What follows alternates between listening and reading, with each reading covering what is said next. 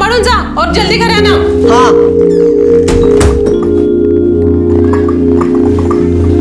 जा।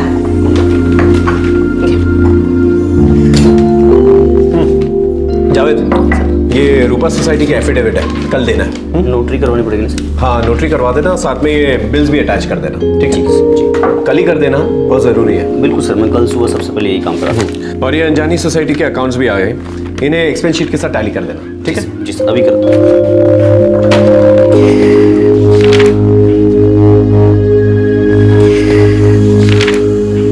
एक मध्यम श्रेणी के चार्टर्ड अकाउंटेंट सुरेंद्र दलवी, जो कि हाउसिंग सोसाइटीज के अकाउंट्स का ऑडिट करते थे और सोसाइटीज का रजिस्ट्रेशन भी, और इस काम में उनका सहयोगी था जावेद खान।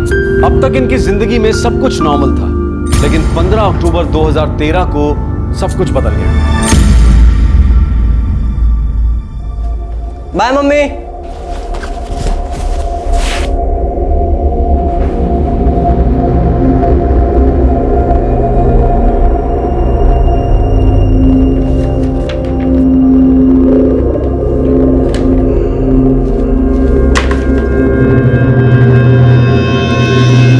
तुम्ही डायल केलेला नंबर बंद आहे, कृपया थोड्या वेळाने पुन्हा।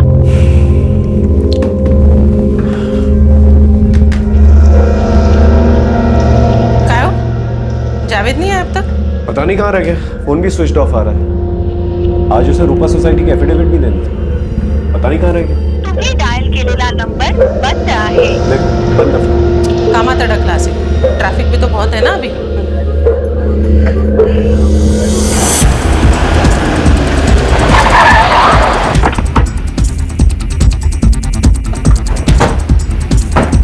कौन सा बिल्डिंग है? यही बिल्डिंग है सर।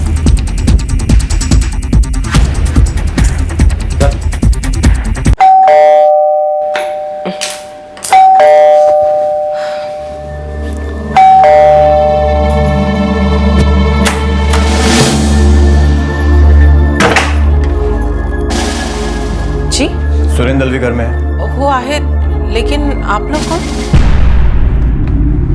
जावेद, क्या हुआ? क्या है सुरेंद्र दलवी कहाँ है? साहब? साहब मेरी बात तो सुनिए साहब, हुआ क्या बताइए तो साहब।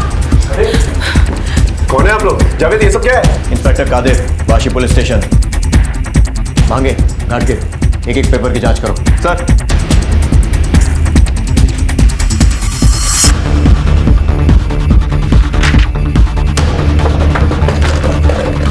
इंस्पेक्टर साहब, लेकिन हुआ क्या है? जावेद, क्या किया तूने? ये पेपर जो इसके पास से बरामद हुआ है जाली है। तुम दोनों मिलकर ये धंधा करते हो? नहीं साहब, आपको कोई गलतफहमी हुई है। सर, यहाँ बहुत सारे पेपर्स हैं, सबके सब चेक करने होंगे। नहीं साहब, मैं कह रहा हूँ आपको कोई गलतफहमी हुई है। मैं सेम कई सालों से ही काम करता आ रहा हूँ। अच्छा, मतलब ये जाली पेपर का धंधा काफी लंबे समय से चल रहा है।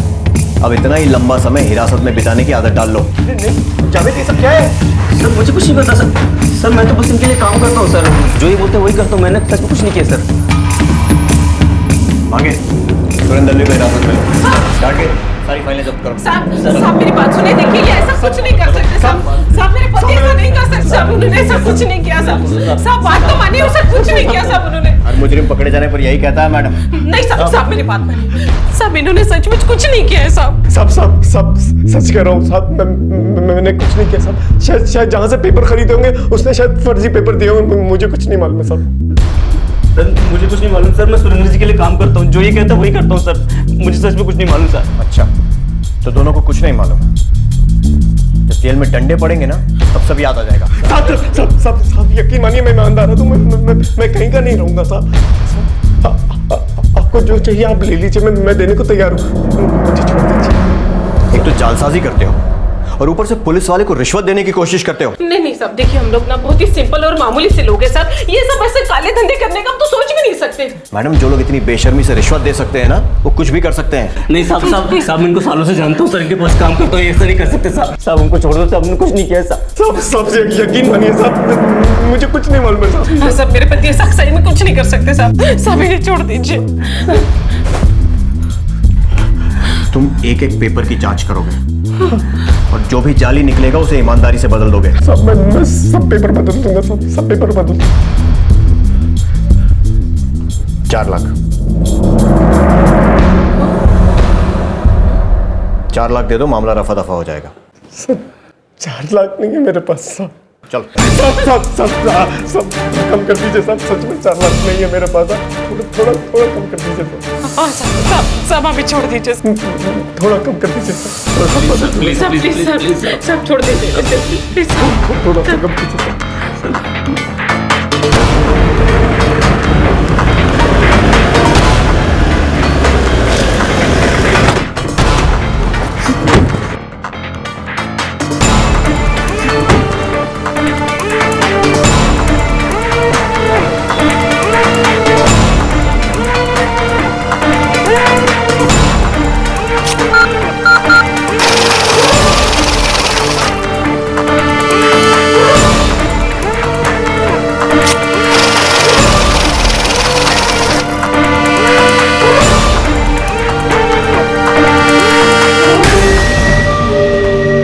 ठीक है, अभी 40,000 लेकर छोड़ रहा हूँ, लेकिन ये मत समझना कि फिर ऐसा कोई गलत काम करके बच जाओगे।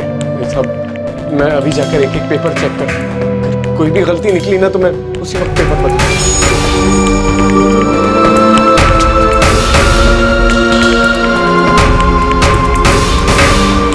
बेटा गाड़ी में जा बैठ। मेरी अरेस्ट तो दिखानी पड़ेगी ना। गरीब आदमी साहब, गरीब आदमी साहब।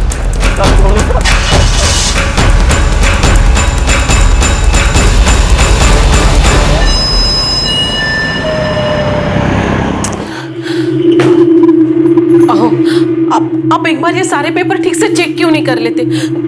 देखो ना, शायद इसमें कोई फर्जी पेपर भी हो। ये सारे पेपर्स रजिस्टर्ड और सोसाइटीज को दिए जा चुके।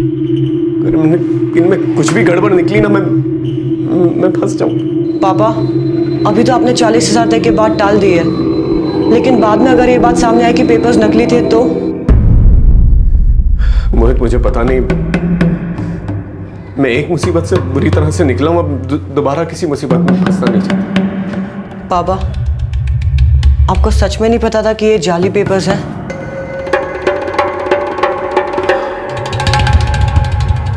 नहीं मोहित, मुझे नहीं पता।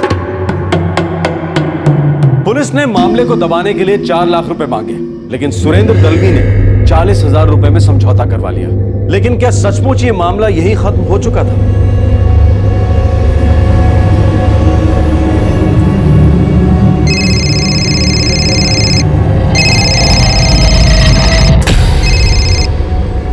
हाँ जावेद बोलो।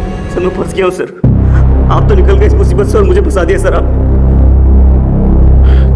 कैसी बातें कर रहे जावेद? सर आपको तो पता है कि आपने जो भी पेपर लाने को कहा, जहाँ से भी मस बने वही किया सर। फिर मुझे पुलिस ने पकड़ लिया और यहाँ नासिक लेके आए सर ये लोग, और बोल रहे हैं कि क्राइम ब्रांच के हवाले कर देंगे सर। सर मुझे बचा लो सर। लेकिन तुझे नासिक लेकर क्यों गए? केस दबाने के लिए तो मैंने 40,000 रुपए दिए थे ना। आप तो पैसे देके छूट गए सर और मुझे फंसा दिया आपने सर। ये लोग 8 लाख रुपए मांग रहे हैं सर मुझे छोड़ने के लिए। क्या? सर मुझे इस जेल से बाहर निकालो सर, गरीब आदमी सर, कहाँ से लाऊंगा 8 लाख? क्राइम ब्रांच वाले मार मार के मेरी हड्डी पसली एक कर देंगे सर, प्लीज मुझे यहाँ से बाहर निकालो। देख जावेद, मुझसे जो बन पड़ा मैंने किया, इससे ज्यादा नहीं कर सकता। तू जो कर सकता है तू कर, मैं तेरी मदद नहीं कर सकता। जा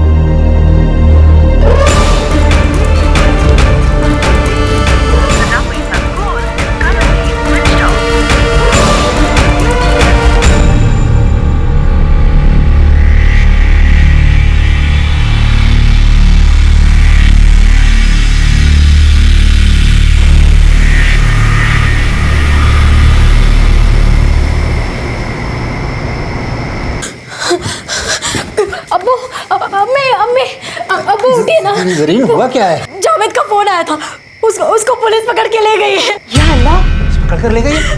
लेकिन जावेद ने किया क्या है? कुछ फर्जी कागज का केस बताया है। वो बोल रहे थे कि उसके बॉस ने उसे फंसा दिया है। बेटे जरीन, तू आराम से बता कि हुआ क्या है।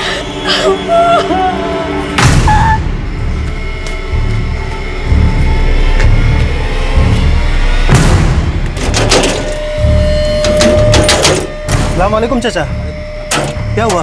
सब खैरियत? कुछ भी ठीक नहीं जाते, तू अमजद को साथ में ले ले। वो जावेद किसी बड़ी मुसीबत में फंस गया है। हुआ क्या है महबूब के साथ? बेटा वो जावेद को पुलिस पकड़ के ले गई।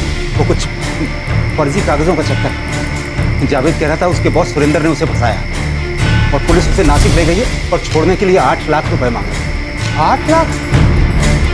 बेटा, जावेद कह रहा था कि तुम दोनों ही उसे बचा सकते हो।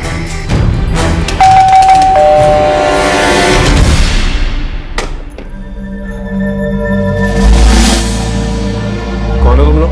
सुरेंद्र जी, मैं याकूब हूँ, जावेद का दोस्त, और ये अमजद है। कुछ बात करनी है आपसे। हाँ बोलो। साहब, आपको तो मालूम है साहब, जावेद फंस गया है, उसको छुड़वाने गए साहब। मैंने कुछ नहीं किया साहब, वो आपके लिए ही काम करता था ना, और ये फर्जी कागजात सब भी आपके ही काम के थे। साहब, वो गरीब है, इसलिए पुलिस वालों ने उसको पकड़ के रखे लाए। आप हमारी मदद करो साहब। साहब, उसको छोड़ने के लिए वो लोग 8 लाख रुपए मांग रहे हैं। अरे फर्जी पेपर वो खुद लेके आया था, अब खुद फंस गया है और उसके चक्कर में मुझे भी फंसा दिया उसने। तुम लोग जाओ यहाँ से। हाँ, मैं कुछ नहीं कर सकता। ऐसा मत करो साहब, 4 साल से तो जावेद आपके यहाँ काम कर रहा है। अगर ऐसे में आप पीछे हटोगे तो कैसे होगा साहब? साहब, अब आप ही उसे बचा सकते हैं। बस बस बस, बहुत हो गया। मैंने कहा ना मैं कुछ नहीं कर सकता। प्लीज जाओ यहाँ से।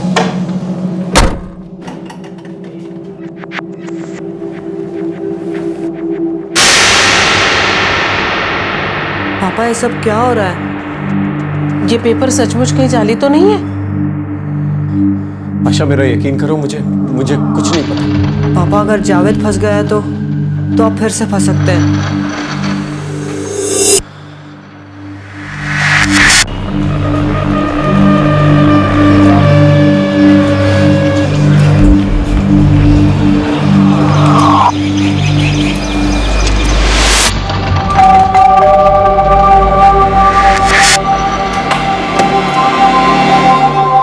सलाम आशा जी। महबूब चाचा, आप? आशा जी, हम लोग बर्बाद हो गए हैं। साहब, वो लोग मारने पीटने का धमकी दे रहे हैं। बोल रहे हैं कि अगर पैसा नहीं दिया तो 1 साल तक जेल में रखेंगे। इधर उधर करके 3 लाख रुपए तो जमा कर लिए। आखिरी उम्मीद आप ही बचे। आप ही मदद कर सकते हो हमारी। कुछ मैं आपके पैर पड़ता हूँ। अरे महबूब चाचा क्या कर रहे हैं आप? प्लीज। सुरेंद्र जी, वो जरीन है, उसका रो रो के बुरा हाल हो गया है, मर जाएगी बेचारी। साहब, मैं अपने बच्चों की कसम खा के कहता हूँ कि आपकी एक एक पाई लौटा दूंगा, और जब तक आपके पैसे नहीं चुकाता तब तक जावेद आपके पास काम करेगा, वो भी बिना पगार के।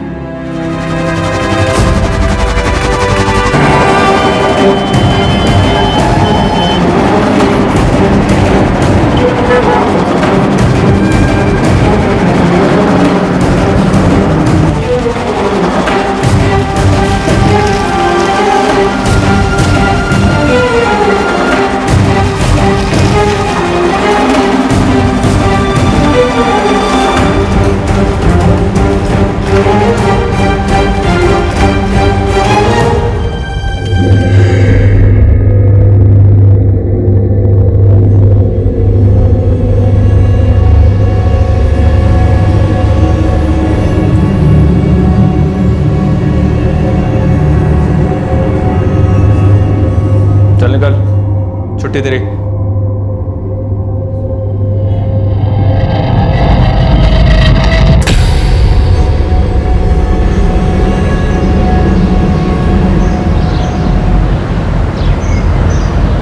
जी, वो सुरेंद्र जी का फोन आया।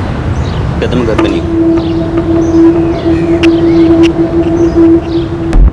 जी सुरेंद्र जी, वो किसी काम से बाहर गए।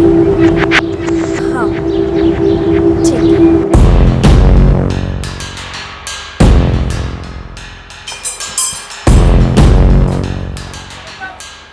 काय हो?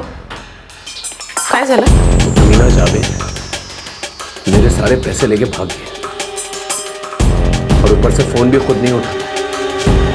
छोड़ूंगा नहीं उसको।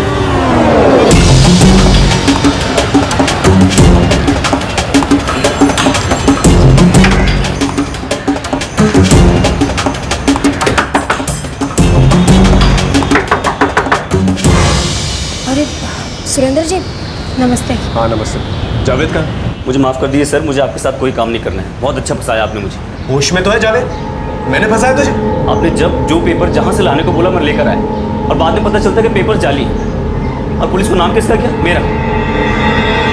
गरीब आदमी हूँ साहब, मेहनत करके आगे बढ़ना चाहता हूँ, और आपने ये सलूक किया मेरे साथ। जावेद, तू कुछ भी बोल रहा है मेरे बारे में? देख तुझे मेरे साथ काम नहीं करना है ठीक है, लेकिन मेरे 5 लाख रुपए मुझे लौटा दे। वो पैसे नहीं दे सकता सर। क्या मतलब नहीं दे सकता? हाँ, मार्केट से लोन उठा के तुझे छुड़ाने के लिए दिए थे मैंने, मुझे वापस चाहिए पैसे। कौन से पैसे सर? फंसाया भी आपने और छुड़ाने का नाटक भी आपने किया। ये सब चालती है आपकी सर, मैं सब समझता हूँ। क्या समझ में आता है? हाँ, मुझे मेरे पैसे वापस चाहिए। और महबूब चाचा आप गिड़गिड़ाते हुए आए थे मेरे पास, अपने बच्चों की कसमें खाई थी कि पैसे लौटा देंगे। उसको 3 लाख रुपए दूसरों को भी लौटाने, वैसे भी फंसाया तो आपने ही है ना इसे। जावेद ने मुझे सब साफ साफ बता दिया है। पुलिस आपको छोड़ने के लिए 40,000 रुपए देती और एक गरीब को छोड़ने के लिए 8 लाख रुपए। सुनिए साहब, अब हमारी गरीबी का फायदा मत उठाइए। अच्छा, मैं खूब समझ रहा हूं, ये तुम दोनों की मिली भगत है ना। पहले मुझसे ही पैसे लूटे हैं और अब मुझे पे उंगलियां उठा रहे हो तुम लोग। लेकिन मैं चुप बैठने वाला नहीं हूं, अपने पैसे ना निकलवा के रहूंगा मैं।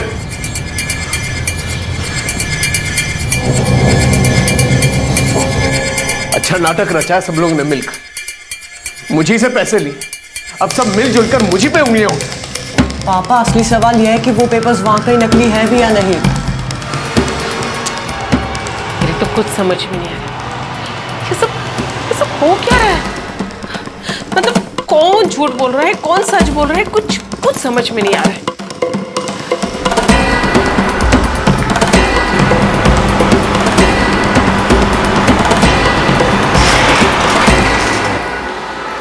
ठीक से बताओ एग्जैक्टली हुआ क्या? साहब वो लोग वाशी थाने से थे। इंस्पेक्टर कादिर, सब इंस्पेक्टर भांगे और असिस्टेंट इंस्पेक्टर घाटके। कौन है आप लोग? जावेद, ये सब क्या है? Inspector Qadir, Vashi police station, Bhange, Ghatke. वो लोग जावेद को नासिक ले गए और धमकी दी थी कि क्राइम ब्रांच के हवाले करेंगे। हाँ साहब, उसने फ़ोन किया था मुझे कि वो उससे 8 लाख रुपए मांगे। फिर उसके दोस्त याकूब और अमजद घर तक चले। आप हमारी मदद करो साहब। साहब, उसको छोड़ने के लिए वो लोग 8 लाख रुपए मांग रहे हैं। मैंने इनकार कर दिया। फिर उसका बाप चला है, बड़ा रोया तो है। मैं आपके पैर पड़ता। अरे महबूब चाचा क्या कर रहे हैं आप? प्लीज। सबके दबाव में आकर मैंने 5 लाख रुपए का इंतजाम भी कर। ठीक है, चलो मान लिया जो तुम कह रहे हो वो सच है, लेकिन अभी तो तुम कह रहे थे वो पुलिस वाले जब तुम्हारे घर आए थे तो उनको देने के लिए तुम्हारे पास 4 लाख भी नहीं थे। सब कम कर दीजिए साहब, सच में 4 लाख नहीं है मेरे पास। फिर ये 5 लाख कहाँ से आए? साहब उस वक्त मैं बहुत घबरा गया था सर, और वाकई में घर में पैसे नहीं थे, इसलिए मैं उनको ATM तक लेके गया और जितना पैसा था सब कुछ निकाल कर दिया। लेकिन जब जावेद फंस गया तो मुझे लगा शायद मैं भी इस चक्कर में बुरी तरह से फंस जाऊंगा, इसलिए मैंने मार्केट से 5 लाख रुपए का लोन उठाया उसे निकलवाने के लिए। और अब वो लोग कह रहे हैं कि वो लोग पैसे वापस नहीं थे। और साहब मैंने सारे पेपर्स चेक किए, एक भी पेपर फर्जी नहीं। इस सारा का सारा खेल ना जावेद का रचा हुआ, मुझे लूटने के लिए। ठीक है, हम लोग जावेद को इंक्वायरी के लिए बुलाते हैं, जाइए।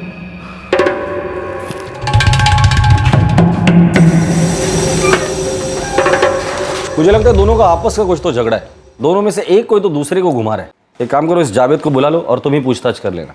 सब क्या चल रहा है? सब क्या झोल है? कोई झूल नहीं है साहब। उल्टा सुरेंद्र जी ने मुझे 1.5 साल से पैसे नहीं दिए थे, पूरे 5 लाख बनते थे सर। जैसे तैसे बड़ी आनाकानी करने के बाद उन्होंने पैसे दिए और अब झूठा इल्जाम लगा रहे सर मुझे। क्या? जी सर, सब तो गरीब आदमी सर, मैंने कुछ नहीं किया। सुरेंद्र जी ने मुझे 1.5 साल से तनख्वाह दी थी सर, मैंने कर्जे के बहाने से जैसे तैसे उनसे पैसे निकलवाए। सर हाथ धो के मेरे पीछे पड़ गए उसके बाद से। सर झूठा केस लगा रहे हैं मेरे ऊपर सर। हाँ साहब, जावेद सच बोल रहा है।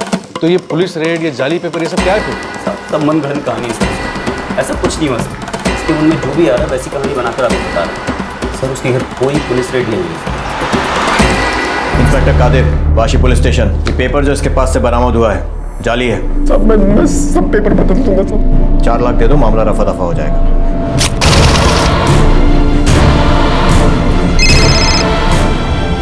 बोलो। मैं फंस गया उसे और पुलिस उसे नासिक ले गई है और छोड़ने के लिए 8 लाख रुपए मांगे। साहब, अब आप ही उसे बचा सकते हैं, मैं आपके पैर पर। अरे महबूब चाचा क्या कर रहे हैं आप? प्लीज। सब तरीके हैं साहब मुझसे पैसे निकलवाने के, गरीब आदमी हूँ साहब। हाँ साहब, मैं तो उससे मिलने कभी गया ही नहीं। साहब ना ही मेरे दोस्त याकूब और अमजद कभी उससे मिले साहब, बिना मतलब में हम लोगों को परेशान कर रहे हैं। साहब, मैं एक छोटा मोटा मैकेनिक हूँ साहब, और मेरी एक ऑमलेट की लॉरी है साहब। और हम लोग इससे पहले इस सुरेंद्र दलवी से कभी नहीं मिले साहब। साहब कभी कभार जावेद के मुंह से उसका नाम सुना था। वो 4 साल से उसके यहाँ काम करता है ना।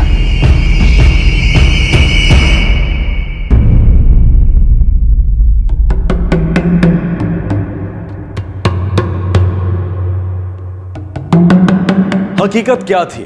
ये पुलिस की रेड, वो रिश्वत, कौन था जो मनगढ़ंत कहानियां बना रहा था? कौन झूठ बोलकर दूसरे को फंसा रहा था और कौन किसको ठग रहा था? देखिए, मैंने जावेद और उसके बाप महबूब से कई बार पूछताछ की और हर बार उनका एक ही जवाब होता है कि ये सब झूठ है। ये साहब झूठ वो लोग बोल रहे हैं, ठगाया उन लोगों ने मुझे। अब जाके समझ में आ रहा है कि ये सब उनकी मिली भगत है।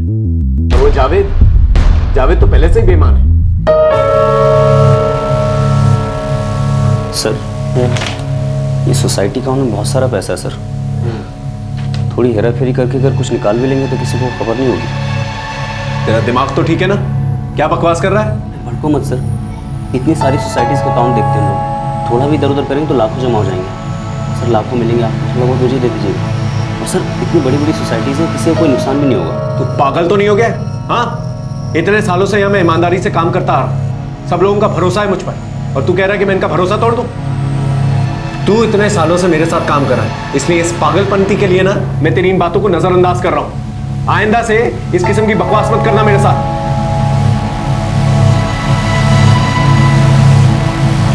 उसके दिमाग में धोखाधड़ी की बातें पहले से थी, लेकिन मुझे क्या पता था कि वो मुझे ही धोखा देके चला जाए। सुरेंद्र जी, मुझे लगता है कि जावेद के और आपके बीच का कोई आपसी झोल है। अब कौन सच बोल रहा है, कौन झूठ बोल रहा है, वो आप दोनों जानो। पर अपने साफसी लफड़े में पुलिस को मत घसीटो।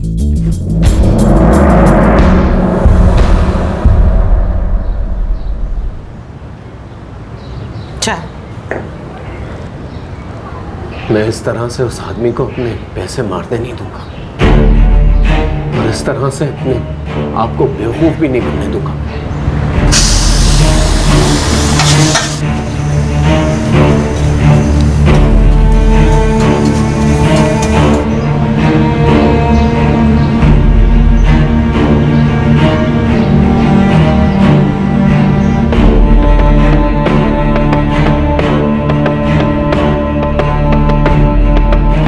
साहब 2 महीने से थाने के चक्कर लगा रहा हूं, कोई सुनने वाला ही नहीं।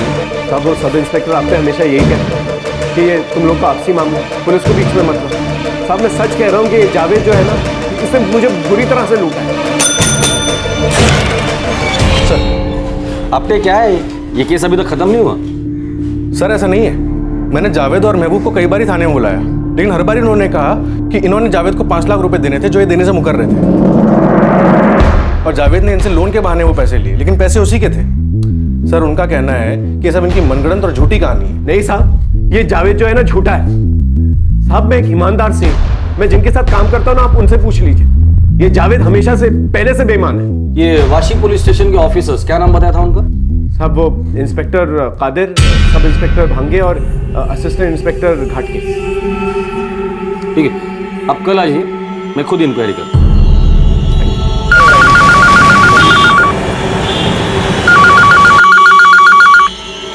Inspector Achrekar, Vashi police station. Achrekar साहब नमस्कार। आरके मार्ग पुलिस स्टेशन में इंस्पेक्टर कामड़े बोलते हैं। बोला कामड़े सर। अच्छा, आपके वाशी पुलिस स्टेशन में कोई इंस्पेक्टर कादिर, सब इंस्पेक्टर भांगे और असिस्टेंट सब इंस्पेक्टर घाटगे काम करते हैं क्या? कादिर, भांगे, घाटगे? नहीं, मैंने ये नाम तो कभी नहीं सुने। नवी मुंबई के तो किसी भी पुलिस स्टेशन में ये लोग नहीं है। कामले साहब, मैं पिछली 10 साल से इस एरिया में काम कर रहा हूँ, सारे ऑफिसर्स मेरे बहुत ही अच्छे पहचान के। Thank you Achrekar. इस नाम के कोई भी पुलिस वाले वाशी पुलिस स्टेशन में नहीं है। सर इसलिए मैं से किसी बात पे ध्यान नहीं दे रहा था। अगर ये झूठ बोल रहा है तो उसका झूठ पकड़वाना भी जरूरी है। एक काम करो, ये सुरेंद्र जो कुछ भी बता रहे हो उसके बारे में पता करो। एटीएम से पैसे निकालना, महबूब का उसके घर पे पैसे मांगने के लिए आना, याकूब और अमजद, सब पता करो। अगर सब झूठ है तो साफ हो जाएगा कि ये सुरेंद्र बेकार में ही शोर मचा है।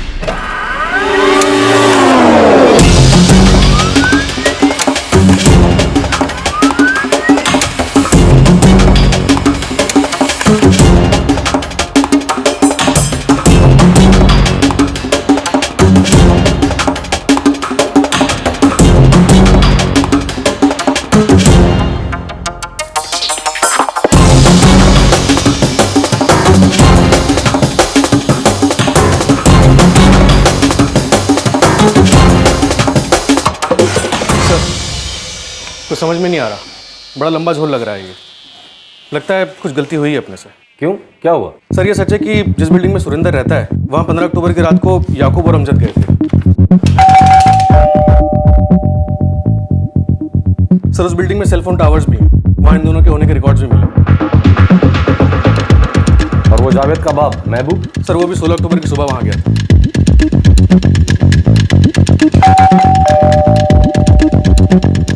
और सर 15 और 16 अक्टूबर को जावेद नासिक में ही था। उसने 15 अक्टूबर की रात 11:30 बजे सुरेंद्र को फोन भी किया। हाँ जावेद बोलो। सर मैं फंस गया हूँ सर। सर 15 अक्टूबर दोपहर 12:55 पर सुरेंद्र वाकई एटीएम पे गया और उसने किसी को पैसे निकाल के दिए। ये उस एटीएम की सीसीटीवी फुटेज है।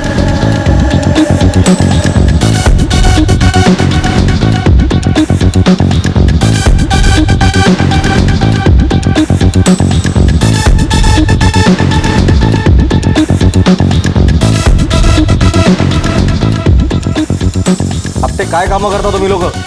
ये सब इन्वेस्टिगेशन तुम्हें पहले करना चाहिए था। Sorry sir. रो धो के फायदा उठाया इन लोगों ने। अब देखना ये है कि माजरा क्या है, कौन इस केस का मास्टरमाइंड। ये केस अब एक दूसरा ही रुख लेने लगा था। पुलिस को इस बात का सबूत मिल गया था कि सुरेंद्र दलवी सच बोल रहे थे। तो क्या इसका मतलब यह था कि इस पूरी साजिश का मास्टरमाइंड जावेद ही था?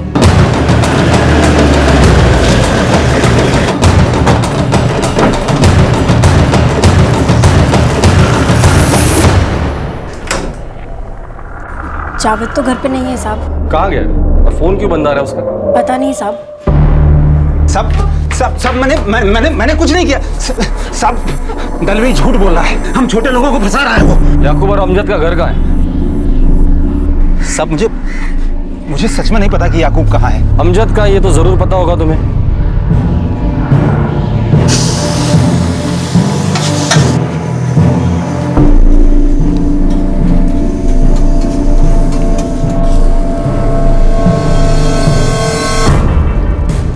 सब मेरे को छोड़, सब मेरे को छोड़, सब खुदा का, सब मैंने कुछ नहीं किया। सब याकूब और जावेद किधर है मेरे को मालूम नहीं। सब मेरे को छोड़ दो। सब ईमानदारी से काम करता हूँ।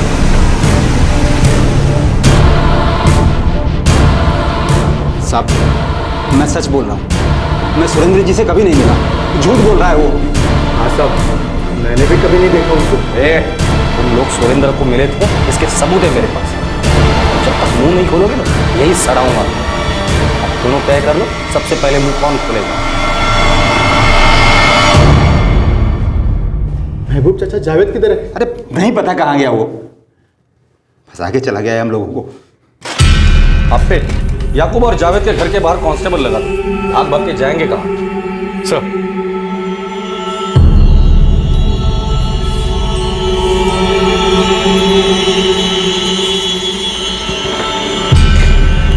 आशा, पुलिस ने जावेद के बाप और उसके दोस्त अमजद को पकड़ ली। और जावेद? जावेद का अब तक कुछ नहीं पता। अरे जावेद के का मैं क्यों भुगतूं? मैं पुलिस को सब सच बता दूंगा। पागल मत बन, हम सब फंस जाएंगे। अभी क्या टॉम फंसे है तो वो निकल गया पत्नी गली से।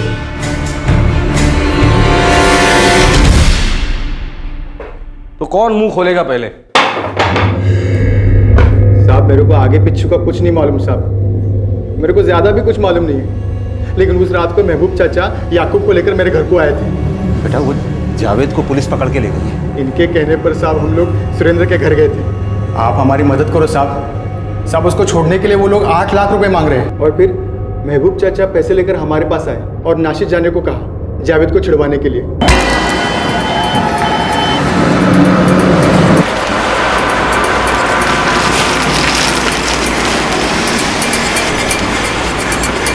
जावेद ने इस काम के लिए हमें 5-5 हज़ार रुपए दिए थे। तो ये जावेद का प्लान था? रानी साहब किसका प्लान था? ये कादिर, भांगे और घाड़गे, ये लोग कौन? खुदा कसम साहब मेरे को इससे ज़्यादा कुछ नहीं मालूम साहब। जितना भी मालूम था मैंने सब सच सच बता दिया साहब। अब ज़्यादा मुझे भी कुछ पता नहीं है कि जावेद ने कैसे क्या किया। बस उस रात उसका फ़ोन आया था अपनी बीवी जरीन को। अम्मी उठिए ना। जरीन हुआ क्या है? फिर मैंने जावेद से बात की थी, हाँ अबू, अभी के अभी याकूब और अमजद को सुरेंद्र जी के घर भेजो, उनसे 8 लाख रुपए मांगने को बोलना। 8 लाख? लेकिन जावेद हुआ क्या है? वो मुझे पुलिस ने पकड़ लिया है। किसी को कानो कान खबर नहीं होनी चाहिए, ऐसे सुमड़ी में सब कुछ करो। याकूब और अमजद वहाँ से खाली हाथ लौटे। फिर मैंने जावेद को फ़ोन किया। जावेद, वो दलवी जी ने याकूब और अमजद को पैसे देने से मना कर दिया है। अबू कल सुबह सुबह आप खुद उनके घर जाओ, गिड़गिड़ाओ, भीख मांगो, जो करते बनता है वो करो, लेकिन उनसे पैसे लेके आओ। और ये पुलिस वाले मार मार के मुझे जान से मार देंगे। अब जितने पैसे वो देते हैं उतने ले लो। 5 लाख देते हैं, 5 लाख ले लो। मैं पुलिस वालों को समझा लूँगा। ठीक है बेटा, जैसा तू बोले। मैं खुद जाता हूँ सुरेंद्र जी के पास। साहब, मैंने सुरेंद्र जी से पैसे लेकर याकूब और अमजद के हाथ नासिक भेज दिए थे। उसके बाद मुझे कुछ नहीं पता साहब। सब मिले हुए हैं, अपने बेटे के साथ मिला हुआ है। अब चुपचाप बता दे, ये घाटगे, भांगे और कादिर ये है कौन? सच्ची कह रहा हूँ, मुझे कुछ नहीं पता साहब। ये तो मुझे बाद में पता चला कि ये सब नाटक था।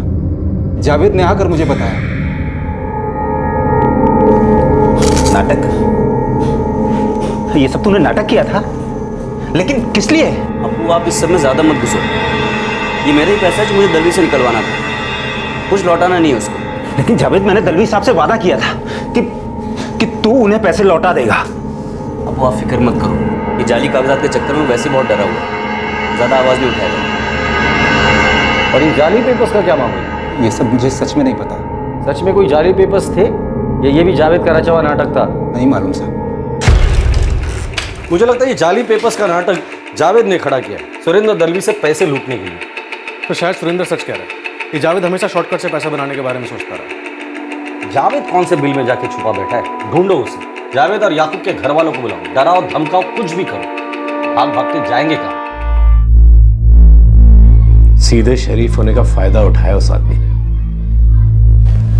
सारा नाटक किया, फिर फर्जी पेपर से डराया, धमकाया और मुझे लूट ले गया। पता नहीं पुलिस कभी उसे ढूंढ भी पाएगी या नहीं। पुलिस लगातार जावेद और याकूब पर दबाव बना रही थी। जावेद के अब्बा हिरासत में थे और उनके घर भी लगातार पुलिस की निगरानी में थे। जावेद और याकूब ये समझ गए थे कि पुलिस ढील देने वाली नहीं है, मामला ठंडा नहीं पड़ेगा। आखिर 2 महीने बाद उन दोनों ने सरेंडर कर दिया और फिर सामने आई चौंका देने वाली धोखाधड़ी की साजिश।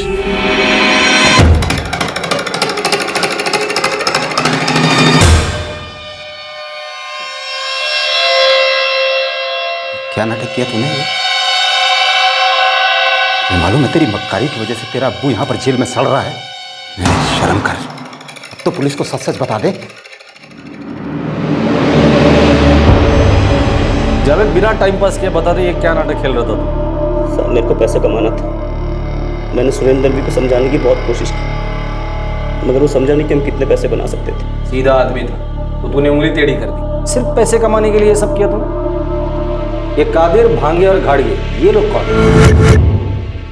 साहब वो मेरे को नहीं मालूम साहब। सब मालूम मत साहब, सब सच में नहीं मालूम मेरे को। सब मेरे को सना सिद्दीकी ने लोगों से मिलवाया था साहब। अब ये सना सिद्दीकी कौन है?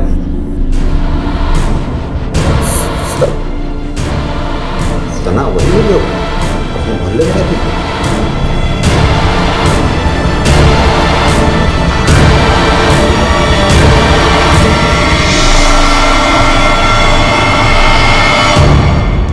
वो तो साल भर पहले मोहल्ला छोड़ के चली गई थी।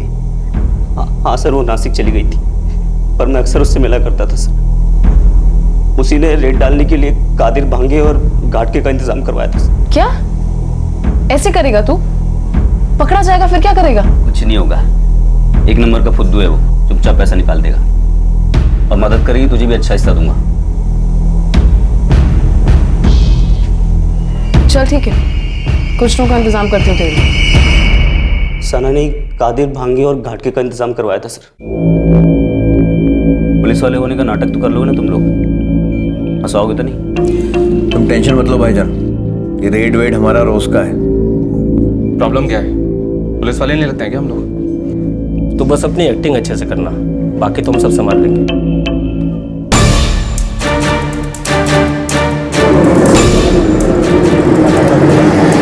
सुनो भाईजान, हो सकता है रेड के दौरान ये लोग तुम्हें 1-2 चमाट भी लगा दें, तैयार रहना। पेपर जो इसके पास से बरामद हुआ है जाली है। सर मैं तो कुछ इनके लिए काम करता हूँ सर, जो ये बोलते हैं वही करता हूँ, मैंने सच में कुछ नहीं किया सर।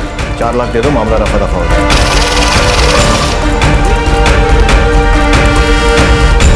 साहब हमने नासिक से किराए पे गाड़ी ली और यहाँ आ गए सुरेंद्र जी के घर। बहुत डराने और धमकाने के बाद सिर्फ 40,000 रुपये निकालवा पाए उनसे सर। क्या रे साला फटकड़ा, खाली 40,000 निकले इसके पास। तू इतने कम में माना क्यों? अब इतना रोएगा पीटेगा तो क्या करेंगे हम लोग? अब इसमें कोई क्या नहाएगा क्या धोएगा, 10,000 चमन ले जाएगा। और नहीं तो क्या, 30,000 के कितने हिस्से होंगे भाई? एक काम कर, तू गाड़ी पहले नासिक ले, उसके बाद देखते क्या करें। चल। नासिक पहुंचने के बाद मैंने एक नया प्लान बनाया। मान जाएगा, रो धो के पीछे पड़ जाऊंगा इसके, कुछ भी करके 5 लाख रुपए तो निकलवा ही लूंगा साले से। फिर तो अपना हिस्सा भी बढ़ जाएगा। हाँ अच्छा, इतना सारा नाटक किया, नासिक से उनके साथ यहाँ तक आया, फिर भी तू ये कह रहा है कि तू तीनों को जानता नहीं है? नहीं सर, साहब मैं सच कह रहा हूँ साहब, मैं बस उन तीनों का नाम जानता हूँ साहब, मुझे नहीं पता वो तीनों है कहाँ। साहब मैंने बताया ना, सना सिद्दीकी ने मुझे मिलवाया था साहब। सना सिद्दीकी नासिक में कहाँ रहती है?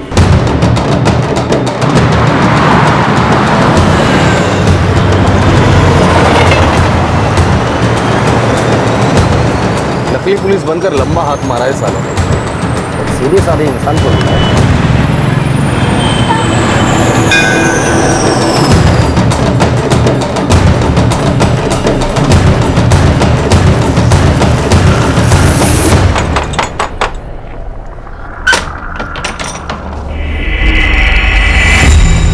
असली पुलिस को देख के डर गई सना सिद्दीकी?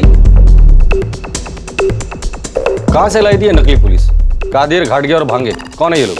साहब मैं इनको नहीं जानती हूँ, मेरा एक दोस्त लेकर आया था इनको यहाँ। कौन दोस्त? वो एक पुलिस वाला है। पुलिस वाला? मतलब तुम ये कहना चाहती हो कि असली पुलिस वाले ने तुम्हारी मदद की थी एक नकली पुलिस का इंतजाम करने में? जी साहब। नाम बताओ उसका। उसका नाम नौशाद खान है। कौन सा पुलिस स्टेशन? वो मैं नहीं जानती, पर पास में उसका ऑफिस है। ऑफिस? पहला पुलिस वाला देखा जो पुलिस स्टेशन में नहीं ऑफिस में बैठ के लोगों की मदद करता है। चल दिखा उसका ऑफिस।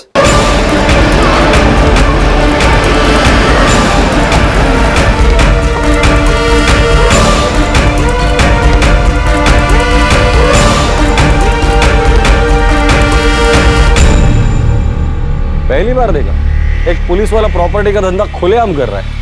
चलो।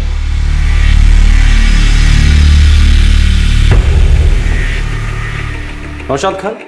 जी साहब। कौन से पुलिस स्टेशन में? मतलब साहब मैं कुछ समझा नहीं। ये मैडम बता रही थी कि तुम पुलिस में हो। नहीं साहब, मैं तो एक प्रॉपर्टी एजेंट हूँ साहब। ये तो आजू बाजू के थानों में सभी पुलिस वालों के साथ अपना अच्छा जान पहचान है ना साहब। तो इधर के लोग ऐसे मुझे पुलिस वाला समझ बैठे सर। क्या हो साहब, कुछ लेंगे? कुछ ठंडा मंगाओ क्या सर? अच्छा, मतलब पुलिस वालों में जान पहचान है तो खुद को पुलिस वाला ही समझते हैं। अच्छा एक बात बता, ये कादिर, भांगे और घाटगे ये लोग कौन है? ये कौन है साहब?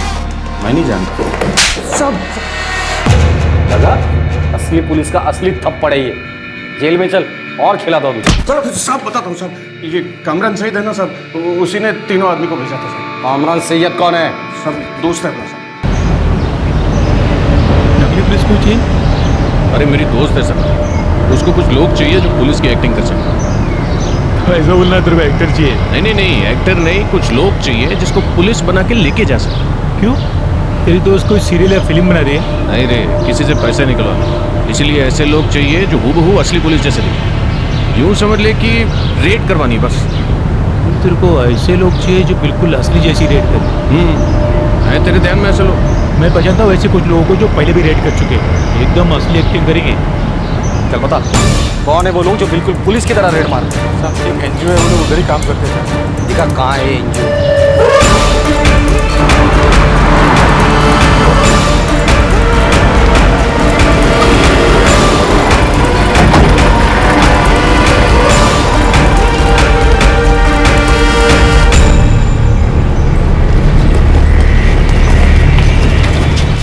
जी सर, हम एक एनालिसिस ब्यूरो चलाते हैं हमारी एनजीओ कई बार पुलिस को जुर्मों के बारे में भी खबर देती है और कई बार हमारे लोग उनके साथ रेड पर भी चले जाते हैं। कादिर, घाटगे और भांगे, क्या ये 3 लोग आपके साथ काम करते हैं? वो वॉलंटियर्स हैं यहाँ पे। काय झालं? वो मैं बाद में बताता हूँ। इस वक्त तीनों कहाँ हैं? अंदर है। आखिर बात क्या है? आप बुलाएंगे उन्हें?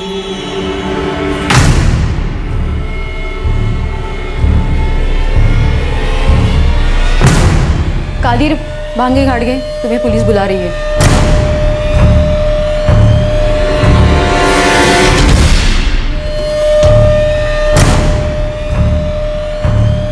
पुलिस की एक्टिंग अच्छी कर लेते। अब एक रोल मैं देता हूं तुम्हें, मुजरिम का। जेल में एक्टिंग करना। चलो।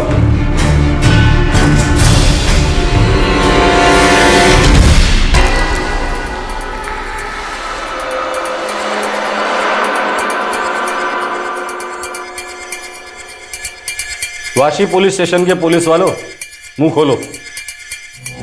हम तीनों को रेड्स का तजुर्बा था, इसलिए जब कामरान बोला कि हमारे पास पैसा कमाने का मौका है तो हमें लालच आ गई। सब बहुत बड़ी गलती हो गई। गलती, इस गलती की सजा तुम तीनों भुगतोगे।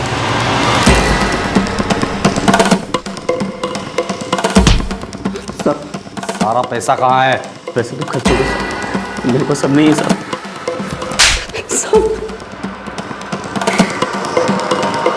साहब, मुझे सिर्फ 25,000 रुपये मिले थे। बाकी के पैसे कहाँ हैं? मुझे नहीं पता।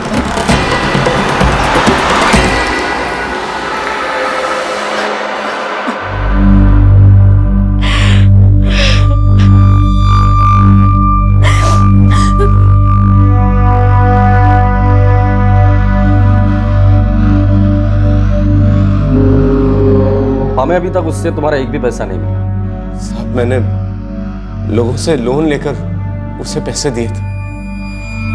सब हड़प गया, लूट लिया मुझे। देखिए सुरेंद्र जी, मैं आपकी हालत समझ सकता हूँ। हम लोग उसके खिलाफ चार्जशीट तैयार कर रहे हैं। उसे उसके जुर्म की सजा जरूर मिलेगी। नकली पुलिस लाकर हमें डरा धमकाकर अच्छा फायदा उठाया हमने, और फिर अपनी मजबूरी का रोना रोकर अच्छा खासा पैसा लूट लेंगे। गलती मेरी है। मुझे पहले से ही समझ जाना चाहिए था कि इंसान धोखेबाज है जब इसने बेईमानी करने की बातें की। पापा, आप शांत हो जाओ। मैं जानता हूँ जो हुआ बहुत बुरा हुआ, लेकिन कम से कम वो पकड़ा तो गया।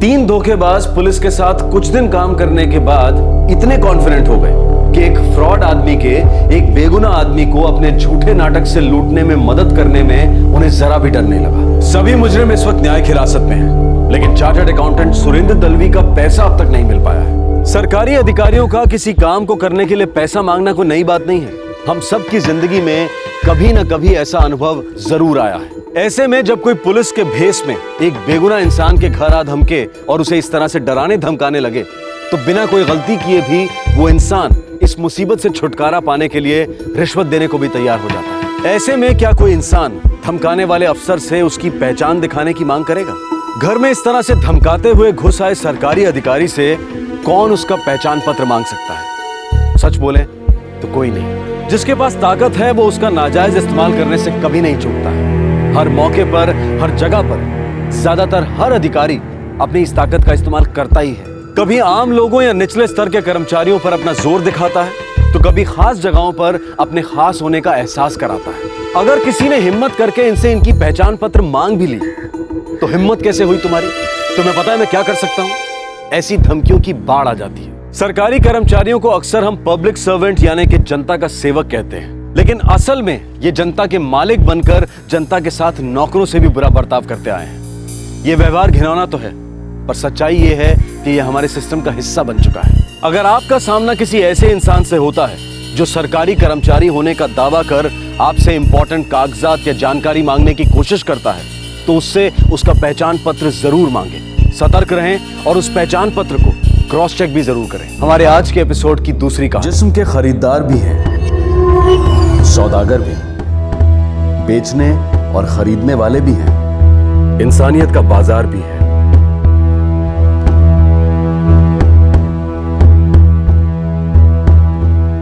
तस्करी।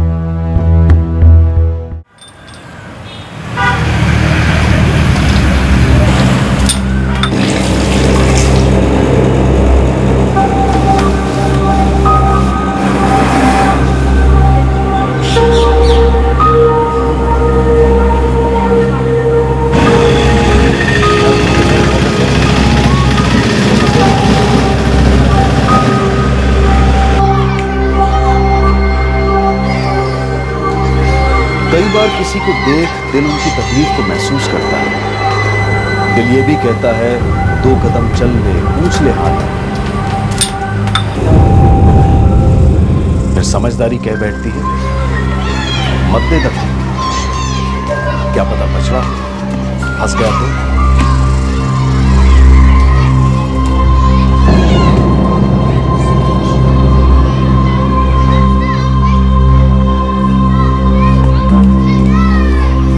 महसूस सभी करते हैं, छू सभी को जाता है। कुछ लोग कूद पड़ते हैं। जहां इंसानियत का बाजार है, वहीं इंसानियत का खुमार भी है।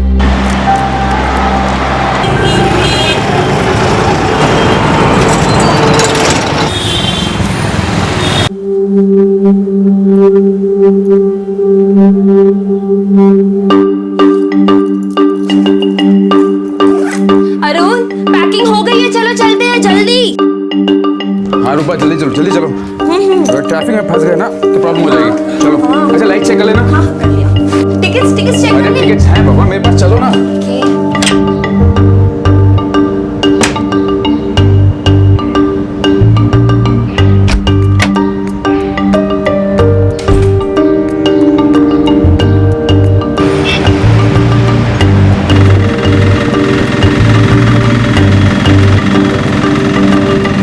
मम्मी को बता दिया ना, हम सिर्फ 2 दिन के लिए आ रहे हैं। ना वापस तो आना ही पड़ेगा ना, उसको मेरा ब्रेक दिया। अरे हाँ, मेरे नए प्ले की रिहर्सल बहुत मिस से है। एक बार स्टेप ठीक से पड़ी भी नहीं है, रास्ते में बस में पढ़ लूंगी मैं।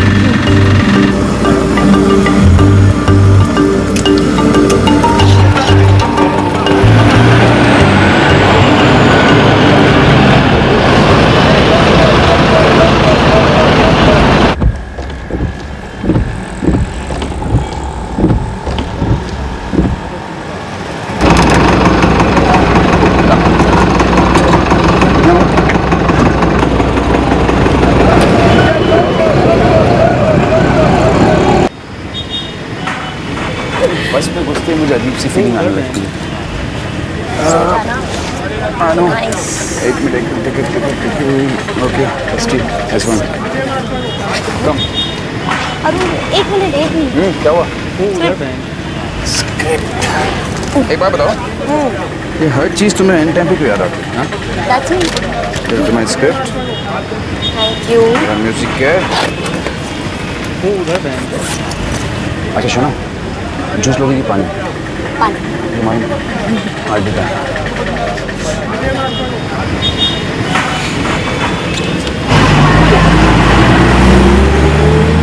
ये बस जोधपुर में हनुमान चौक होकर जाएगी ना?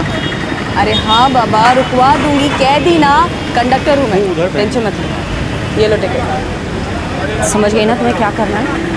देखो, रास्ते में किसी से बात मत करना, और जोधपुर में जब तक वो लोग तुझे लेने नहीं आए, बस से नीचे मत उतरना। चलो। वो उधर बहन।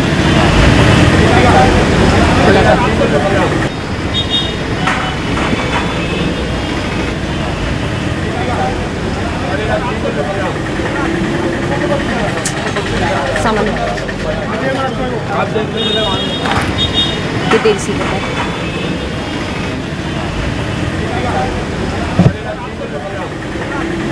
टिकट खोना मत, समझ गया? एक और बात ध्यान से सुन लो, जब तक वो लोग तुझे बोले नहीं ना कि बस से मत उतरना, सीट से 1 मिनट भी इधर उधर मत होना, कोई कुछ देखो खाना मत, किसी से भी बात मत करना, और तुम मुसीबत में पड़ जाएगी, समझ गई? मैं जा रही हूँ, समझ के जाना, कोई बेकार हरकत नहीं, समझ गई?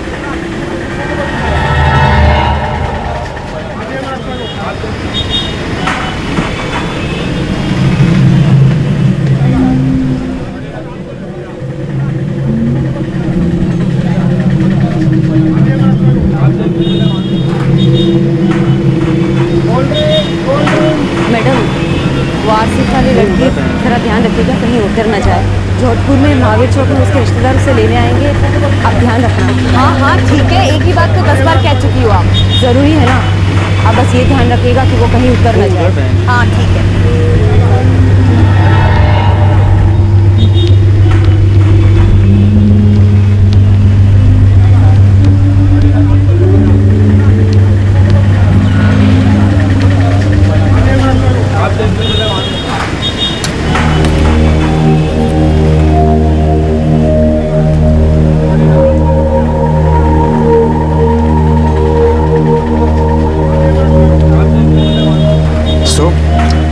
गुस्सा खत्म हुआ? अभी पढ़ना शुरू किया है, बस सीन खुल गई। अच्छा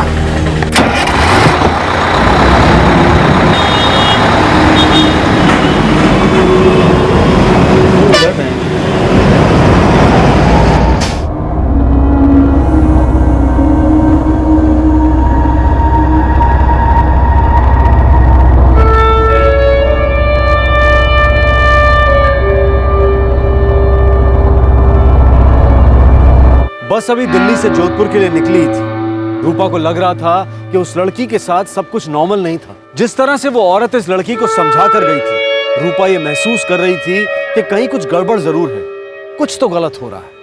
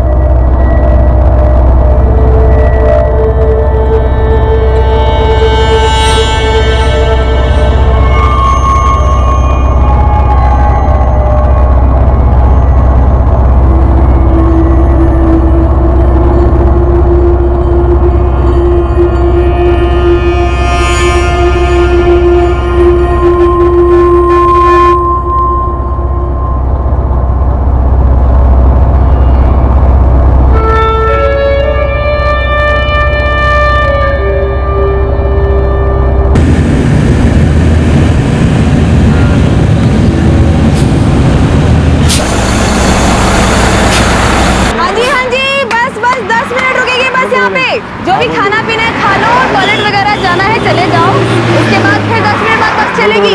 अब आप आओ क्या मत आओ।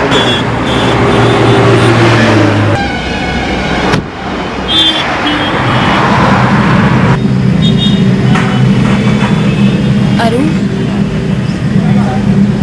अरुण, वॉशरूम जाना है?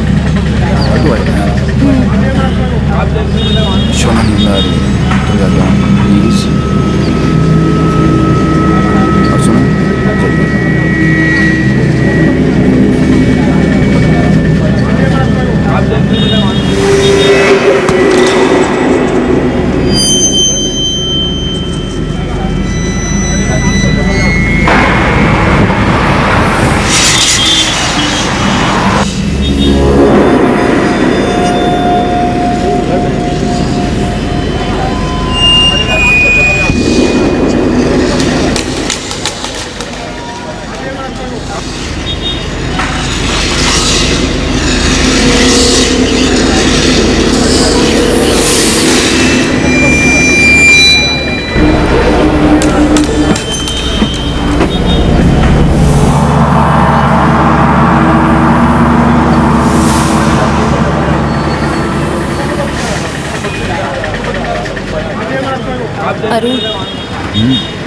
कम वो उधर बैंक।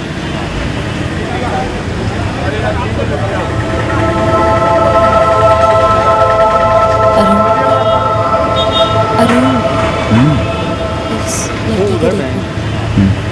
वो उस लड़की को देखो, खिड़की पे बैठी है, आराम से घूम के देखो प्लीज। हाँ, क्या हुआ उसको? मुझे कुछ पंगा लग रहा है। ऐसा क्यों लग रहा है? एक औरत उसे छोड़ने आई थी सुबह, जिस तरह से वो बिहेव कर रही थी, उसे समझा रही थी ना, मुझे तो पक्का लग रहा है कि कुछ ठीक नहीं है यहाँ। मुझे तो लगता है ये लड़की अकेले ट्रैवल कर रही है। ऐसा कुछ भी नहीं है, तुम ज़्यादा सोच रही हो। वो अंकल जो उसके बाहर बैठे हैं, उसके साथ नहीं है। वो थोड़ी देर पहले उसके लिए फ्रूट जूस लेकर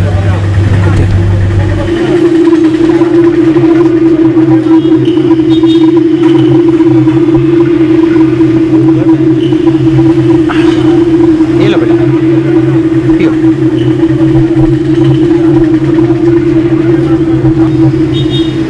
नहीं, मुझे नहीं लगता कि ये अंकल उसके साथ है। ये अंकल तो ठीक ठाक पैसे वाले दिखते हैं, लेकिन उस लड़की को देखो, उसके कपड़े तो देखो, लगता है किसी से मांग के पहने। उसके साइज की नहीं है ये। वो देखो फ्रूट जूस, अभी तक उसने पिया भी नहीं है, डरी हुई लग रही है, परेशान लग रही है। और अरुण, सुबह जो औरत आई थी ना, वो ये भी कह रही थी कि किसी से बात मत करना, कोई कुछ दे तो खाना पीना भी मत, ये सब बोल रही थी। मुझे तो गड़बड़ लग रहा है अरुण, पक्का कुछ चाहिए। तुम अननेसेसरी डाउट्स मत करो। ऐसा कुछ भी नहीं है। हो सकता है उस लड़की को उसकी चिंता, इसलिए ऐसा बोल रहा था। ठीक है, उसका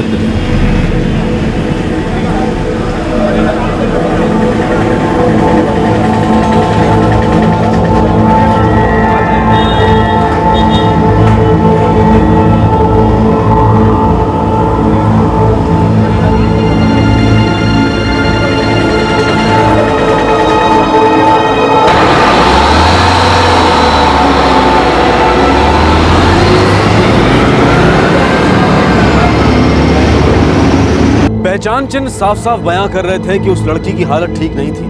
वो जरूर किसी परेशानी में थी। रूपा ये सब महसूस कर पा रही थी, वो असलियत देख पा रही थी।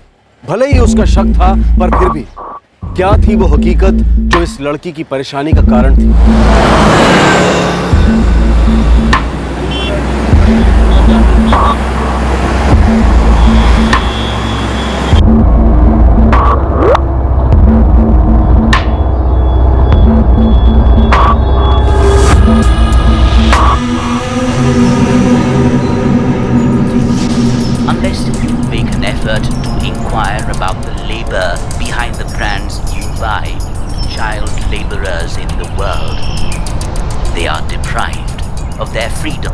Education and healthcare.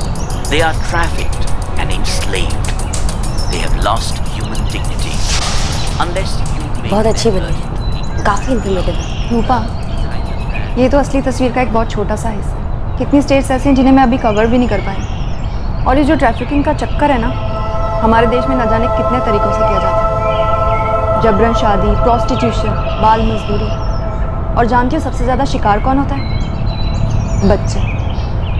क्योंकि उन्हें जो कहा जाता है वो करते हैं, डर जाते हैं। जबरन उन्हें इधर उधर लेकर जाया जाता है, मिसयूज़ किया जाता है। सबसे ज़्यादा शिकार बच्चे ही होते हैं, क्योंकि इजीली उनको मोलेस्ट किया जा सकता है। अगर मैं जो शक कर रही हूँ वो सही है, तो फिर इस लड़की की ट्रैफिकिंग हो रही है। ये सच है या मैं फालतू में सोचे जा रही हूँ ये सब?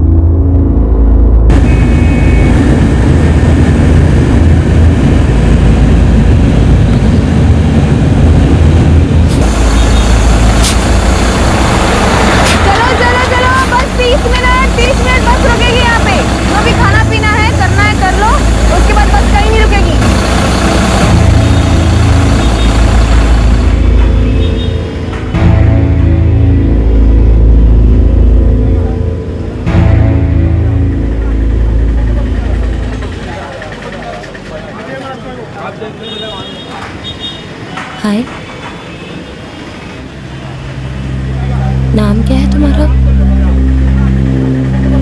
देखो, डरो मत, मैं भी जोधपुर ही जा रही हूँ। तुम्हें अकेले देखा तो सोचा तुमसे आके बात कर लूं। बताओ, नाम क्या है तुम्हारा? काजल। काजल, बहुत अच्छा नाम है। दिल्ली में रहती हो? फिर कहाँ रहती हो? कुपोई। कुपोई कहाँ है ये? झारखंड। अच्छा, और तुम कहाँ जा रही हो? पता नहीं। कितनी साल की हो तुम? 21। 21? काजल बेटा, एक बात बताओ, वो औरत जो तुम्हें छोड़ने आई थी सुबह, कौन थी वो? पता नहीं। ठीक है, अगर तुम्हें कुछ बताना नहीं है तो कोई बात नहीं। ये बताओ, तुम्हें भूख लगी है? कब से तुम खा नहीं रही हो, पी नहीं रही हो? बोलो, कुछ ले आओ तुम्हारे लिए। अच्छा ठीक है। अरुण, अरुण। क्या हुआ? सुना? चलो। वो लड़की 21 साल की तो नहीं है, डरी हुई है, गड़बड़ है कुछ। अरुण, मुझे तो लगता है ये ट्रैफिकिंग का मामला है। सुनो, तुम इसे सैंडविच तो खिलाओ जाकर। और सुनो, जो भी बात करनी संभल के करना, कुछ भी पक्का नहीं पता, ठीक है?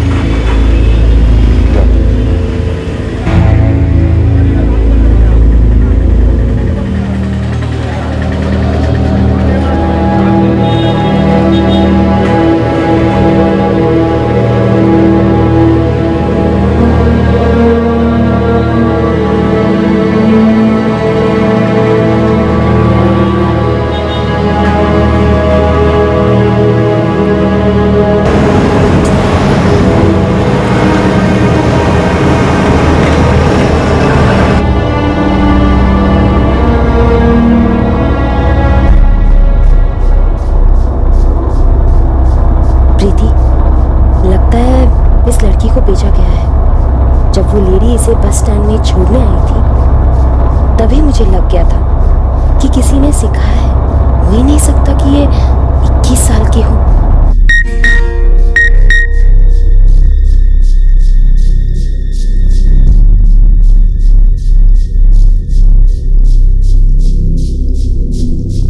एक काम करो रूपा, इस काजल का फोटो खींचो और मुझे फॉरवर्ड करो।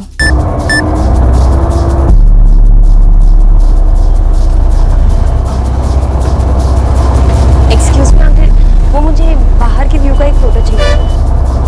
Thank you.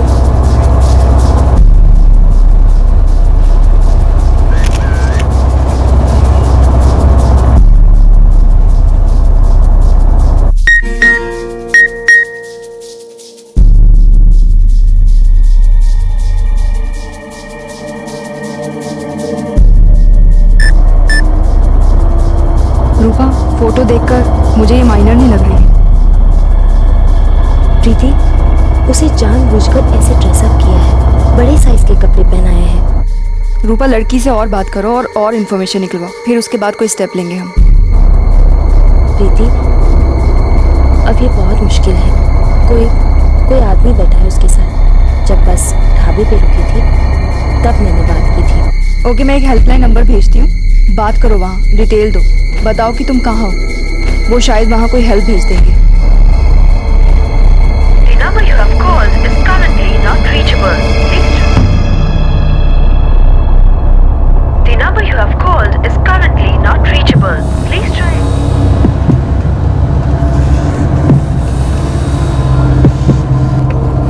काजल, क्या बात है? सब ठीक तो है? हमको पेशाब करना है। एक मिनट।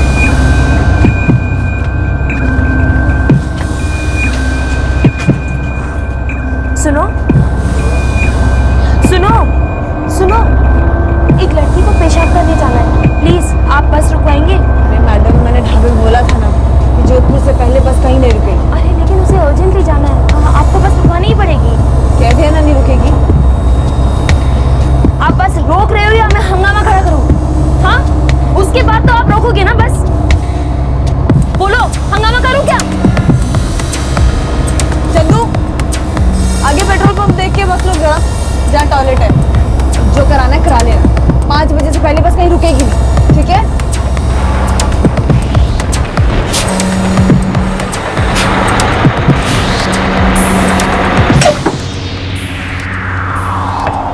मैडम उस औरत ने बोला था इसको कहीं अकेले मत जाने देना। अकेले कहाँ जा रही है?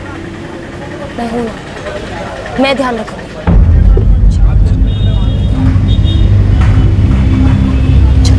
आजा, संभाल के।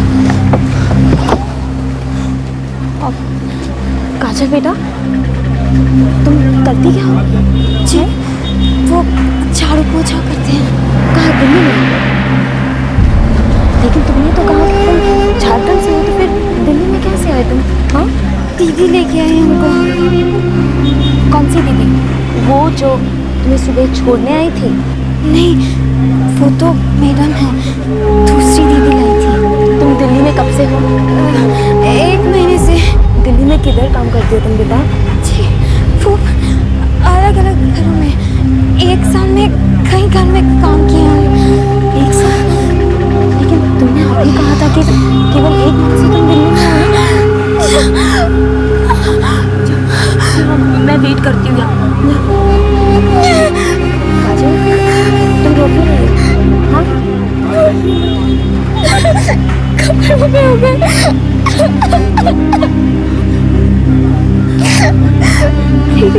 वो हमको कपड़ा बदलना है। शांत हो जाओ, बदलते हैं।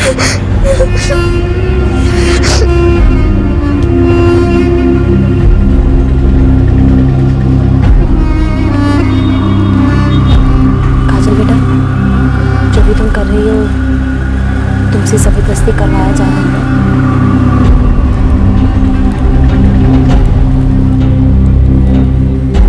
आखिरकार रूपा को समझ में आ गया था कि काजल से जबरन वो काम करवाया जा रहा था जो शायद वो नहीं करना चाहती थी। शायद वो हालात से मजबूर होकर ये सब कर रही थी। लेकिन एक बात तय थी कि काजल की एक ठिकाने से दूसरे ठिकाने तक ट्रैफिकिंग की जा रही थी।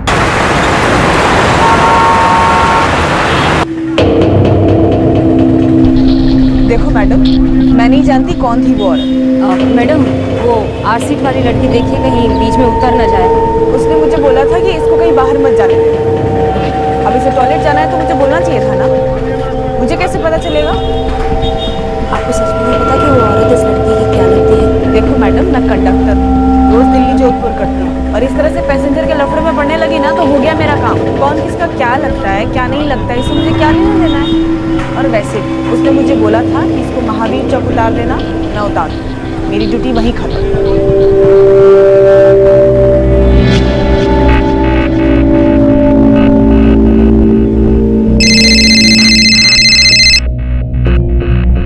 हाँ रूपा, और कुछ पता चला? प्रीति, ये लड़की नाबालिग है और इसे बेचा गया है, ये पक्की बात है। जो हेल्पलाइन नंबर तुमने मुझे दिया था, मैंने बहुत बार ट्राई किया लेकिन वो चल नहीं रहा है। ओके, तुम बहुत सारे एनजीओ में काम करती रही हो ना, बात करो ना किसी से जो ये मैटर सीरियसली ले और तुरंत एक्शन ले। अच्छा, मैं एक काम करती हूँ, मैं दिल्ली के अवेकन एनजीओ से बात करती हूँ, एंड आई एम श्योर वो हमारी हेल्प जरूर करेंगे। You don't worry. ठीक है, हम बस 1 घंटे में जोधपुर पहुंचने वाले हैं। जल्दी करो प्रीति प्लीज। मैं अभी करती हूँ, मैं अभी करती हूँ।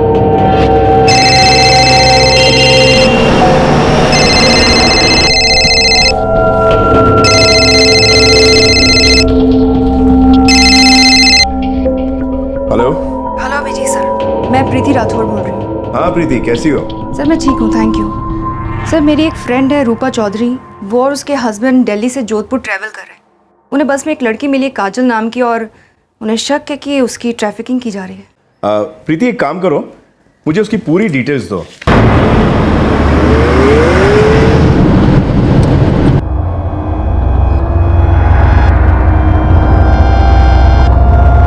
चलो चलो, आउटर जोधपुर उठो।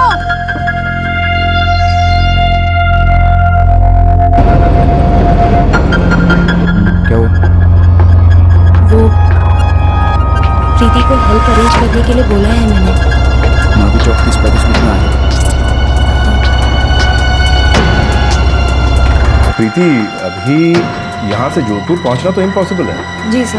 मैं काम करता हूँ, जोधपुर में मेरी एक पहचान की एनजीओ है, मैं उससे बात करता हूँ, शायद वो कुछ कर सके। Thank you sir.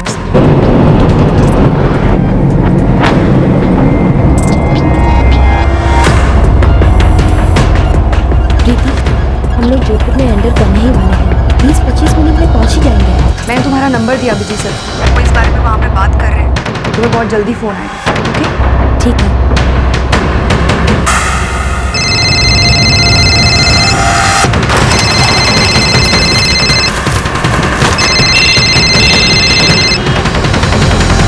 बस अभी कहाँ पे पहुंचे अभिजीत? एग्जैक्टली तो नहीं पता, लेकिन मैं तुम्हें उस लेडी का नंबर देता हूँ जिसने उस लड़की को देखा है।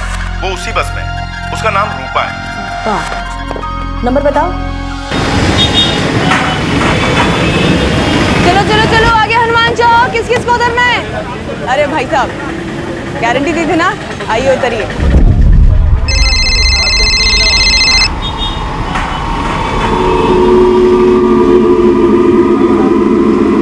हेलो रूपा। जी रूपा, मैं दीपा चावला बोल रही हूँ। मुझे अभी भी अभिजीत ने तुम्हारा नंबर दिया है। जी प्रीति ने बात की थी मुझसे। वो लड़की है ना बस में अभी? जी है। और तुम लोग कहाँ पहुँचे? कहाँ पहुँचे हम? हम हनुमान चौक पहुँच गए हैं। वो लड़की महावीर चौक उतरने वाली है। रूपा, मैं घड़ियाली 4 रास्ते पर पहुँचती हूँ, मेरी ऑफिस के पास ही है। सारी प्राइवेट बसेस वहाँ पर रुकती हैं, मैं वहीं से बस में चढ़ जाती हूँ। महावीर चौक पे हमें कोई ना कोई हेल्प के लिए पहुँच ही जाएगा। तुम मुझे बस नंबर बताओ। वो तो नहीं पता, और पूछूंगी तो शक हो जाएगा। वाइट वॉल्वो है, नीटर। ओके, मैं अभी पहुँचती हूँ।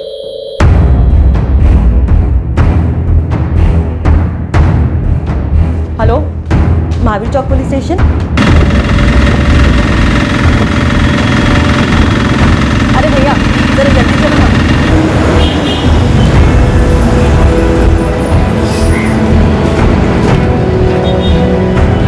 एक्सक्यूज मी, महावीर चौक छोड़ेंगे? हाँ, 20 रुपये लगेंगे। ठीक है।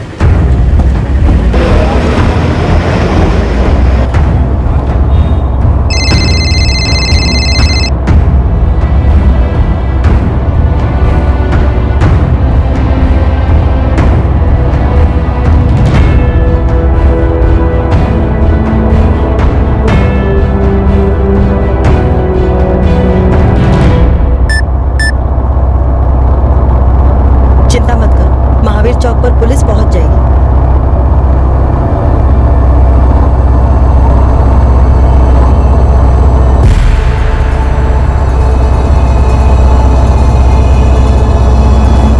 कहाँ जा रही हो बेटा?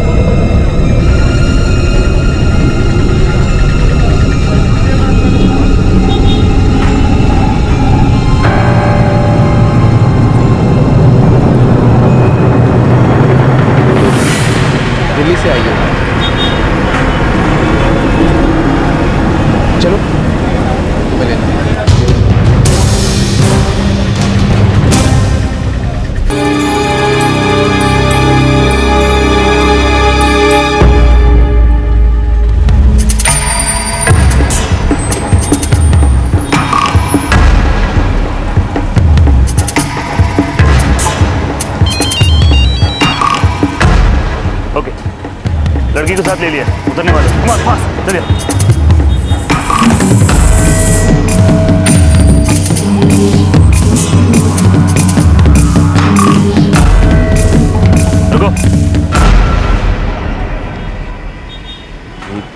कौन है आप लोग? इंस्पेक्टर पालीवाल, महावीर चौक पुलिस स्टेशन। जी कहिए सर, क्या बात है सर? नाम क्या है इस लड़की का? जी पता नहीं, बस अभी मिली है। तुम दोनों को हमारे साथ पुलिस थाना चलना पड़ेगा।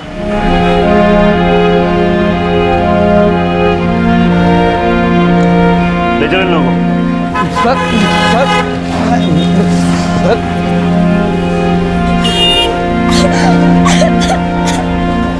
काजल बेटा, रो मत बेटा, मत रो, डरो मत। हम सब तुम्हारी मदद के लिए हैं। मैं हूँ तुम्हारे साथ ना, मत रो।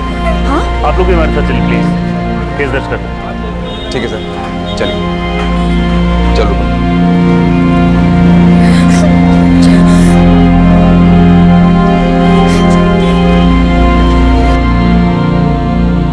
ये क्या बोल रहे हैं आप सर? ये किस तरह का इल्जाम लगा रहे हैं आप हम पर? हम ट्रैफिकर नहीं है सर, हम डिसेंट लोग हैं। हमने उस लड़की को सिर्फ घर के कामकाज के लिए बुलवाया था। हमने 60,000 दिए हैं। मतलब खरीदा तुमने? क्या बकवास कर रहे हो? इंसान है वो, 60,000 में खरीदा है? खरीदा नहीं सर, हमने उस एजेंसी को 60,000 की फीस दी थी, जिसके बदले में उन्होंने उस लड़की को यहाँ घर के कामकाज के लिए भेज दिया।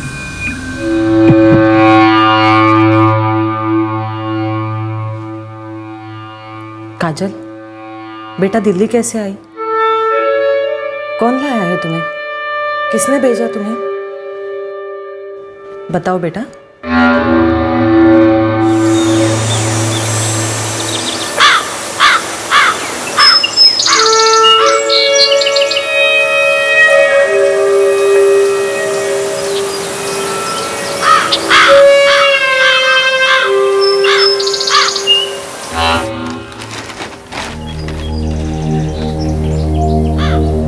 काजल बेटा जाना, बिरजू तुम्हारा कब से इंतजार कर रहा है। माँ, हम नहीं जाएंगे, हम यहीं पे काम कर लेंगे। यहाँ पर कहाँ काम है ज़्यादा? बिरजू का बोलता है कंप्यूटर, वो सीख लोगी, कुछ और सीख लोगी, काम मिलेगा, पैसा मिलेगा। देख बेटा काजल, जो हम कमाते उसमें तो हमारा गुजारा नहीं होता। तू बिरजू के साथ जाएगी, कुछ काम करेगी तो 2 पैसे आ जाएंगे, पैसा जमा होता रहेगा, वो तेरी शादी में काम आएगा बेटा। पर माँ, हम आपके और पापा के बिना नहीं रह सकते। आदत पड़ जाएगी झट से, इसी में तुम्हारी भलाई है। तुम जाओ। आप चिंता ना कीजिए, शुरू में अच्छा नहीं लगेगा, पर बाद में बहुत खुश होगी कि हमने इतना अच्छा कदम उठाया। तो इससे फोन पे बात करवाएगा ना हमारी? अरे संकेता बहन, आप चिंता ना कीजिए, हर हफ्ते बात कराऊंगा आपको। और पैसा, अरे वो भी भिजवा दूंगा मुकेश भैया। उसकी सारी कमाई आपकी, मैं 1 टका नहीं रखूंगा, और सबका सब टाइम से भिजवा दूंगा। 6 महीना हो गया और पापा से बात नहीं हुई है। काजल बेटा, तुम वापस घर जाना चाहती हो ना?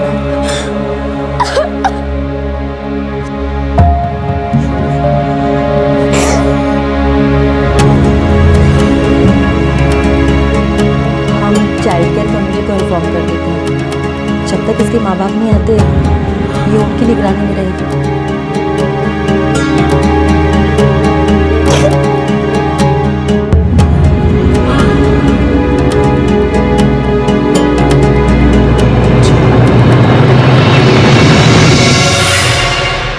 जेएस प्लेसमेंट सर्विसेज, उद्योग विहार, सेक्टर 23, दिल्ली पुलिस को कॉल करो और इन्फॉर्म करो इसके बारे में।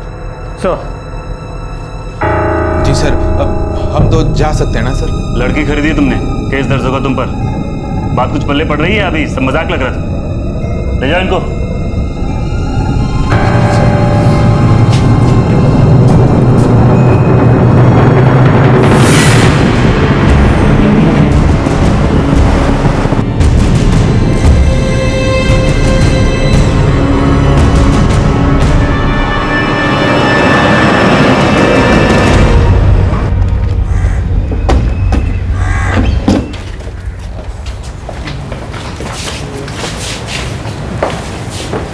जी सर।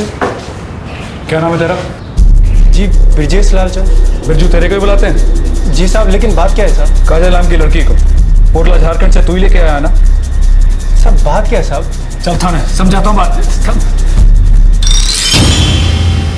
शर्मा, इसके पीछे देख क्या है? साहब अंदर कुछ नहीं है साहब। खड़ा इसको।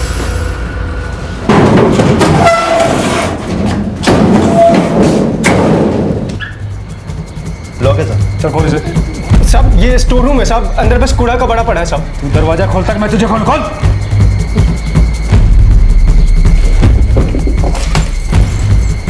चल खोल। जल्दी खोल।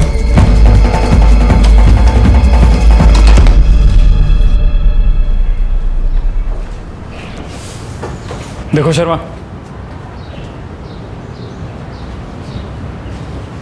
चल।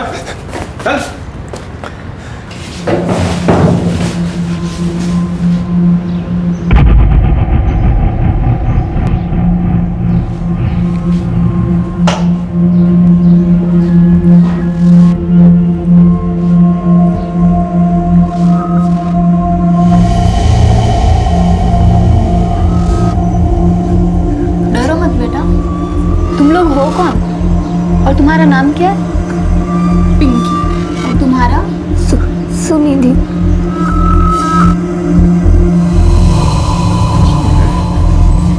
बच्चियों को तू कूड़ा कबाड़ बोल रहा था। सब इनकी तस्करी कहाँ से की तूने बोल? सब मेरे काम साफ सुथरा है साहब। सभी काम करने के लिए आई है साहब यहाँ पे। सब दिख रहा है कितना काम तेरा साफ सुथरा है। बच्चे को ले जाओ यहाँ से। शर्मा, एजेंसी बंद कराओ। सब अच्छा मेरी बात तो सुनो साहब। सब सुनो तो।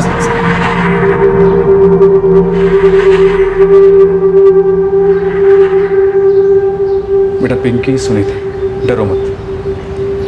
बोलो कहाँ से आई तुम लोग यहाँ?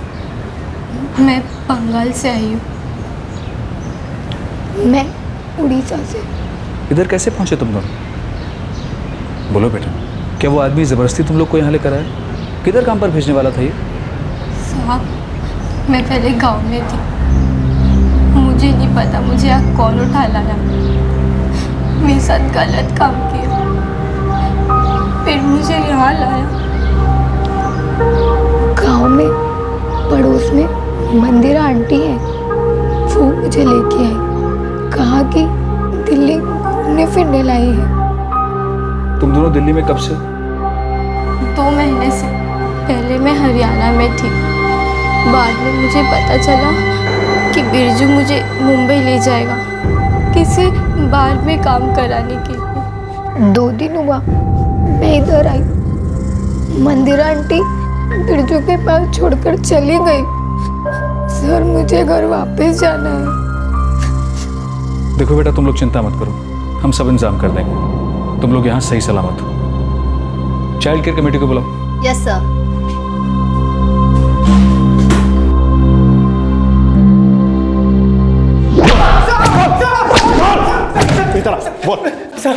साहब हम सच बोल रहे हैं साहब। साहब मेरा काम एकदम ईमानदारी का है साहब।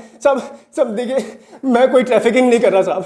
आप उनके माँ बाप से पूछ लो, कोई जबरदस्ती। बाकी साथी कहाँ है तेरे? बाकी साथी कहाँ है? और वो औरत कौन थी जो काजल को बस में छोड़ के गई थी? बोल। सब वो चांदनी है साहब। सब वो कहाँ है मुझे नहीं पता साहब। सब बस ऑफिस का छोटा मोटा काम करती है साहब। उसका नंबर बोल।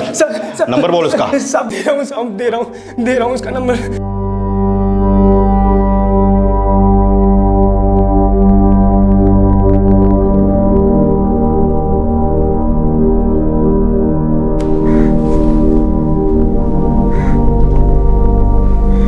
कैसी हो काजल? तुम्हारे माँ पापा से कुपोई की पुलिस ने बात कर ली है। वो बहुत जल्द आएंगे और तुम्हें ले जाएंगे अपने साथ। देख बेटा काजल, जो हम कमाते उसमें तो हमारा गुजारा नहीं होता। पर माँ, हम आपके और पापा के बिना नहीं रह सकते। खुश?